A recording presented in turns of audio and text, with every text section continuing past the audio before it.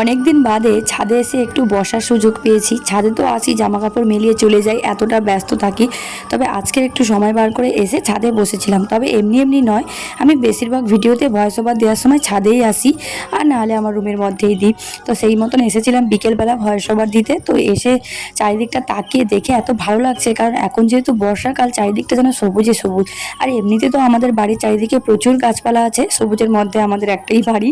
তার জন্য কিন্তু এমনি সবসময় ছাদে এলে মনটা এমনি থেকেই ভালো হয়ে যায়। আর তোমাদেরকে তো আগের ভিডিওতে বলেছিলাম যে আমাদের বাড়িতে রোয়ার কাজ চলছে, তবে আজকে রোয়াটা হয়ে গেলেই কমপ্লিট হয়ে যাবে। তো আর অল্প একটু বাকি আছে। আমার বাবা আর মামনি দুজনে মিলে রুয়ে নিচ্ছে। মামনি কিন্তু রোয়ার কাজ থেকে শুরু করে ধান কাটা ছাড়া সমস্ত রকম কাজ পারে। তো বেশিরভাগ কাজটা কিন্তু মামনির জন্যই আমাদের বাড়িতে হয়। তো রোয়া প্রায় কমপ্লিট, দেখতে পাচ্ছ এবছর কিন্তু তলা ছিল না, অতিরিক্ত বৃষ্টির কারণে আমাদের প্রচুর তলা নষ্ট হয়ে গিয়েছে। প্রায় 7-8 বার তলা ফেলা হয়েছিল। তাই বাবার বাড়িতে রোয়া হয়েছে, তাই কিছু তলা বেশি হয়েছিল, তাই বাবা আর মা এনেছে। তো সেগুলোকে রুয়েছে, আর বাকি হচ্ছে বাড়িতে যতটুকু তলা হয়েছিল সেগুলো দিয়েই পুরো রোয়াটা কমপ্লিট হয়ে গিয়েছে। আর এতদিন পর ছাদে এসে তো ওয়েদারটা এত ভালো লাগছে, হালকা হালকা বাতাস দিচ্ছিল, তাই একটু ঘুরে দেখছিলাম। তারপর মা হাঁক দিতে নিচে এসে দেখি যে কাকুরা নারকেল নয়, ডাব কিনতে আসে, তারা ডাব কিনতে এসেছে। তো ডাব বিক্রি করে দিলাম।